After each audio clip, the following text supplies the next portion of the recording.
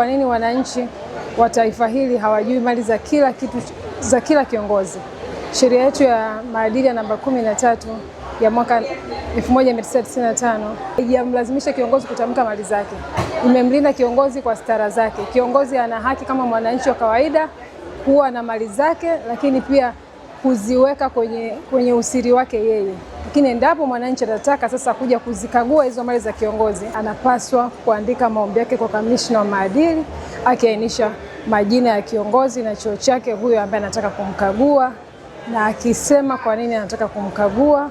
Baada ya hapo, kamishna atapitia yale maombi yake, akiridhia, akiona yanafaa na yana mashiko, basi atamruhusu mwananchi huyo kukagua daftari la rasilimali la madeni la kiongozi. Lakini pia atapaswa kulipa ada ya shilingi 1000, ndipo ataruhusiwa kukagua daftari hilo. Na mwananchi huyo hataruhusiwa kurekodi wala kuchukua picha wala kubeba chochote kwenye hilo daftari. Atalikagua na atalitazama, ataona na ataondoka, kwa ajili ya usiri na kwa kuweza kuweka pia staha kwa yule kiongozi.